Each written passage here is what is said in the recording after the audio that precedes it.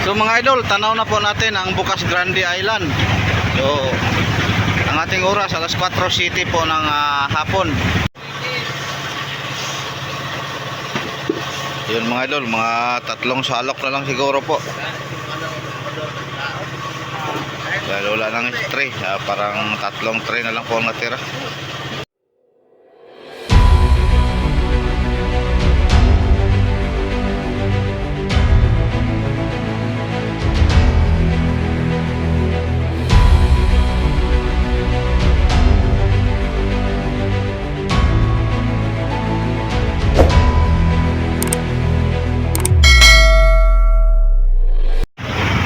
Nasa 90 milyahe na lang po tayo mga idol sa tabi. Ang distansya po natin sa Bukas Grande ay 90 miles.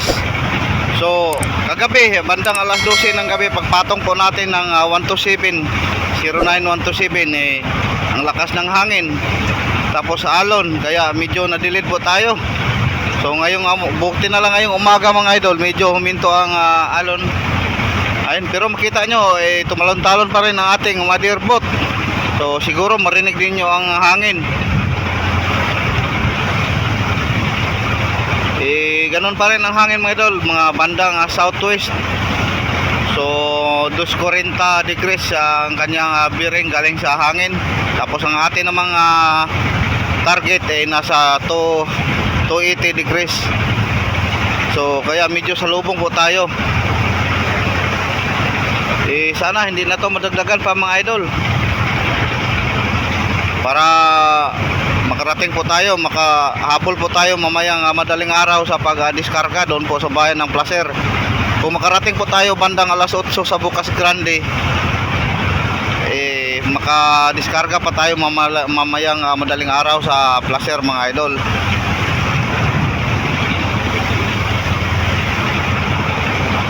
So yun, kita nyo minsan umakyat po ang alon.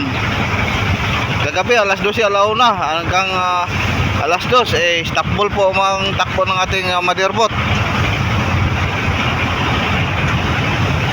So minura naman natin ba, dahil baka maano pa ang ating mga palatik. Ngayong umaga medyo piniluhan naman na ulit natin. So magandang umaga pa rin sa inyo mga idol, sa lahat ng mga mahal kong mga viewers, sa solid supporter ko. Magandang umaga po, panibagong araw na naman natin mga idol, pang 12 araw po, hindi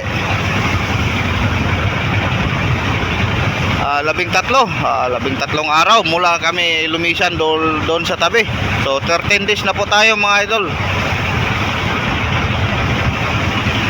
galing po sa tabi. So siguro bukas tayo makaumaga pang 14 days. Sakto bang pintada ko mga idol? Bali 11 days po tayo sa laot. Kahapon 12 days.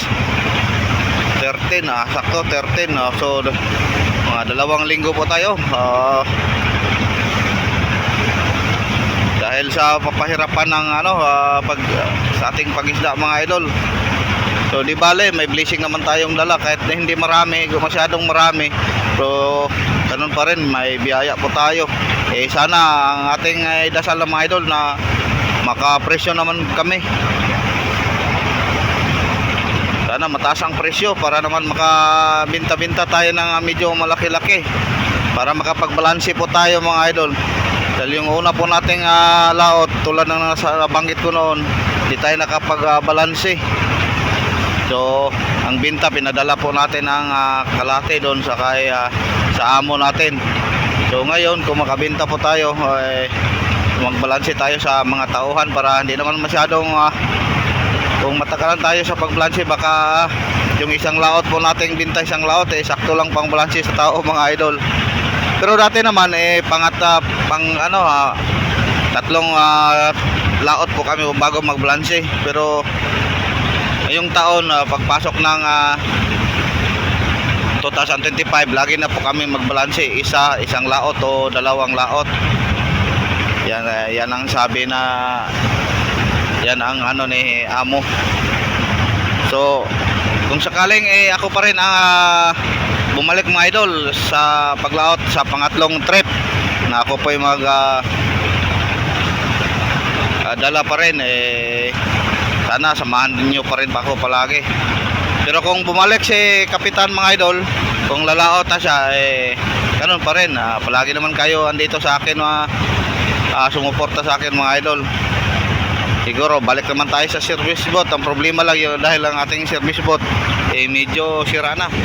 Yan, dinala po ni Idol Canel. Marami na pong mga diferensya.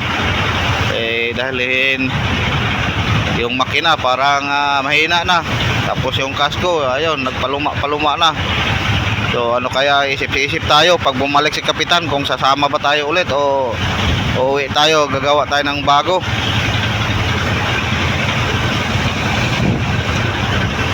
Yung unang nauwi kasi na namin, di tayo makagawa dahil palagi pong umuulan.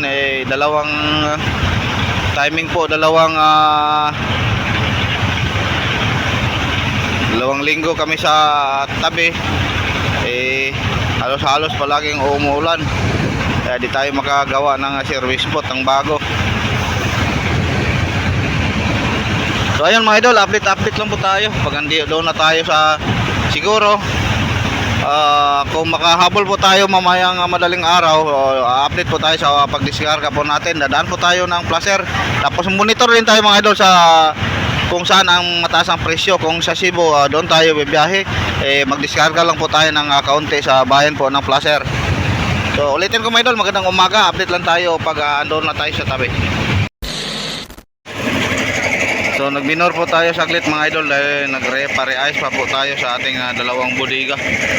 So itong pangatlong bodega hindi lang natin i-re-ice yun dahil kahapon ng hapon ni-re-ice po natin. Yun lang po ang dalawang bodega.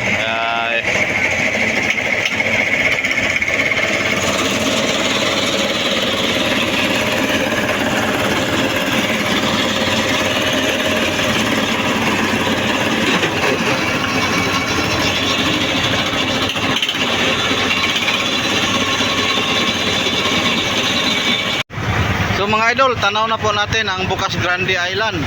So ang ating oras alas 4 city po ng hapon. Siguro mga alas 6:30 o alas 7 ando na tayo sa Bukas Grande. So ayan, maraming salamat mga idol na binigyan ulit tayo ng linaw. Kagabi ang lakas ng habagat, sa lubong po natin at hangin. Ngayon okay na. O ayan, nagpakita na po ang araw. So makahabol po tayo sa pagdiskarga natin mamayang madaling araw sa plabayan po ng placer mga idol.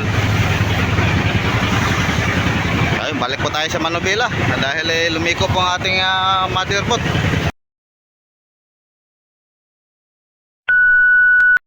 So ito na po mga idol, nakahabol po tayo sa oras, diskarga po tayo.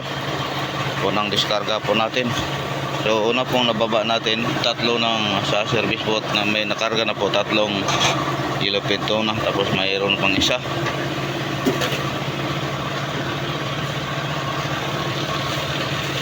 So magandang umaga pala sa lahat ng mga mahal kong mga viewers. Kumusta po kayo? Ngayon mga idol, nandito na naman tayo. Dito po tayo sa bayan ng Placer. So ang ating i-diskarga mga idol, siguro mga kakonti lang, mga 20 strainer lang. Tapos update po natin kung kumusta ang presyo, okay ba. Kung sakaling okay lang, damihan po natin. Pero kung medyo mababa, ayun, biyahe po tayo sa Cebu dahil okay naman po ang presyo sa Cebu. Pero mayroon sa ngayon sa Cebu, mayroon pang isang bangka na nag-diskarga.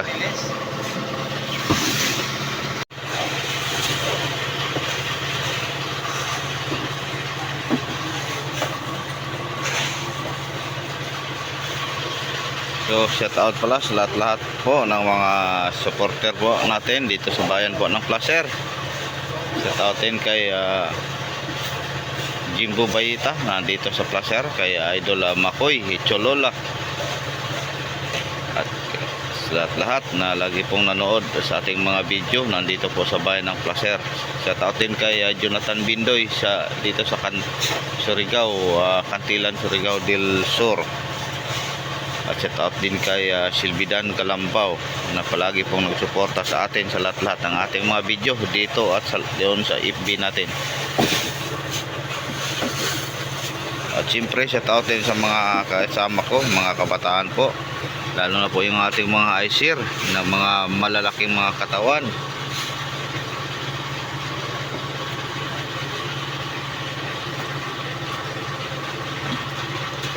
Oops, wala na.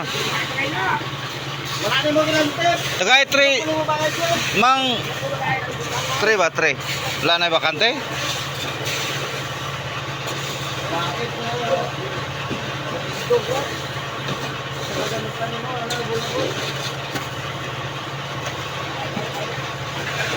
Yan lang, mga benting binira na po siguro po itong napasampa na sa bangka mga idol. Ito lang po atin lagyan, tapos i-update natin kung magkano.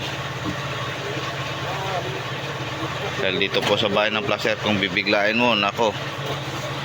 Pero may naman, may panahon naman na halos binabantayan lang yung pagbaba ng bangka, yung isda mo.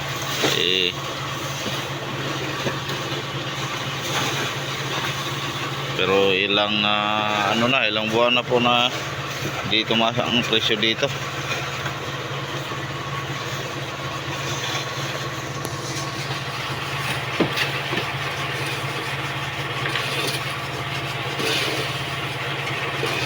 Ito ang quality ng ating isda mga idol, mga tulingan, mga piyok. So mayroon naman tayong mga tigsingkuhon, so hindi pa lumabas.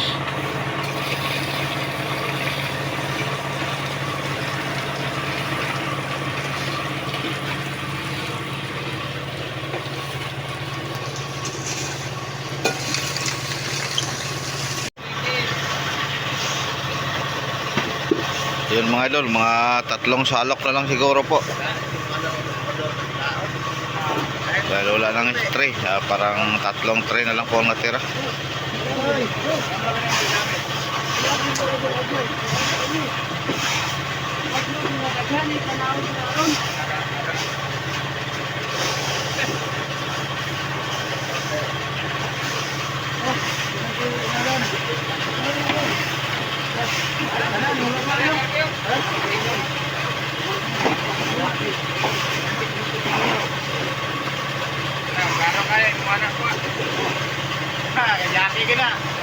Ako nang makalaw ko. Ya, ini lagi angkut ba?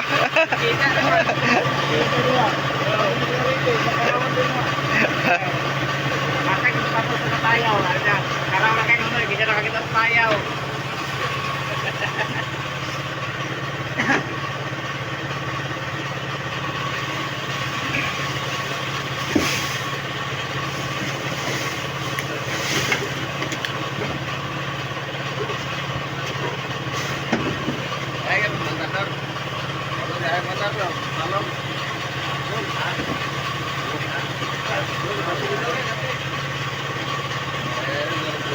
Bante daw, nabante.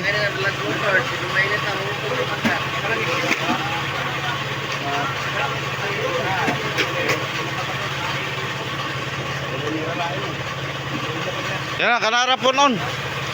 Kay, wala, tayo dalawin nga sa Cebu. Wala po ka monitor pila presyo.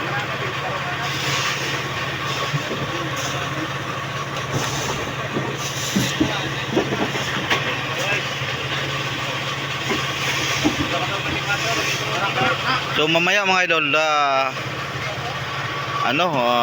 dumaong din ang isang kumpanya po natin. Yung bangka din na yung isa ni Kapitan. Siguro mga mamayang hapon sila makarating po dito sa tabi. O diretso ba siguro sila sa Cebu o sa dadaan po sila dito.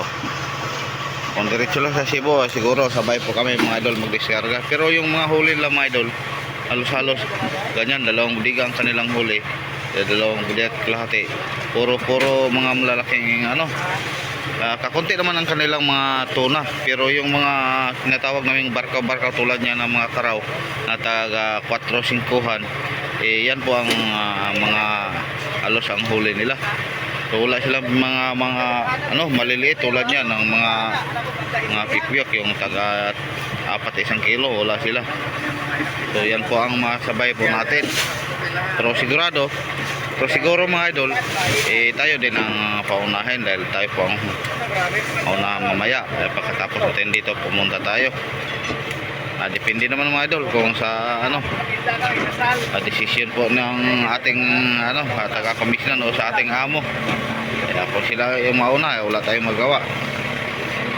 Kung anong gusto nilang unahin, yung mga kalakihan ba o kami kakunti lang ang tulad yan ha. Pero marami kaming mga tuna. Siguro lahat-lahat kasama na po yung padala ng aming mga kaibigan, mga 50 plus. Ang sa amin ng huli, 48, 49.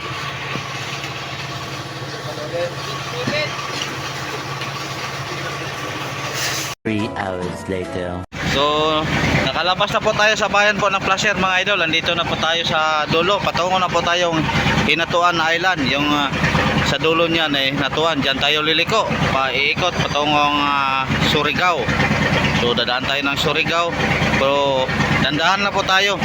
Dahil hindi pa oras yung pagpabor sa tubig. Baka masalubong pa natin ang lakas ng agos.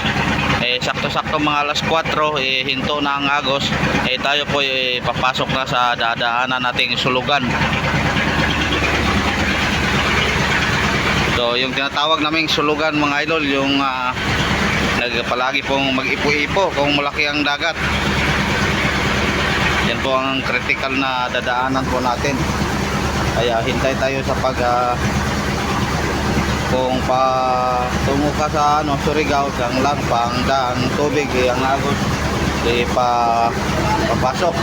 Kung lalabas ka naman na patungong laot, kailangan kung palabas din ang agos.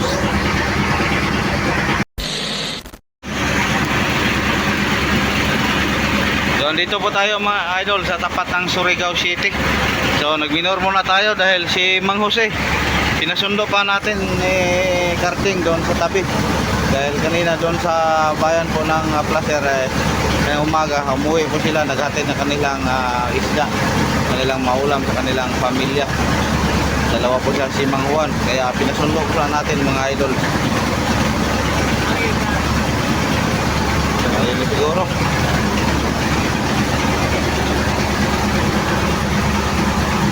Yun, sila na po siguro yun yung nakita po natin mga idol. Patungong po dito.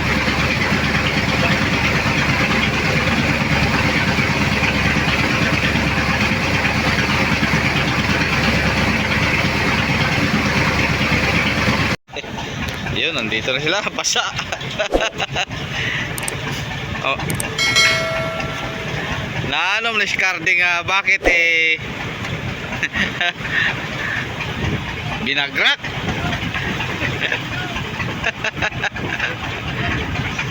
Saka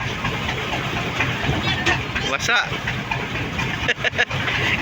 Gibagrak na ba ni Carding?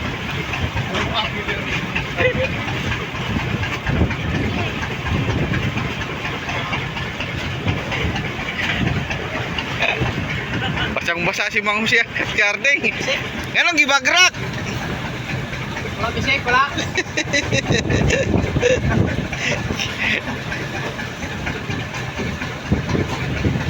At may bangka tayong masalubong mga idol. Siguro galing po yan ng Cebu. Ayan, ang laking bangka din So kababayan siguro po natin yan.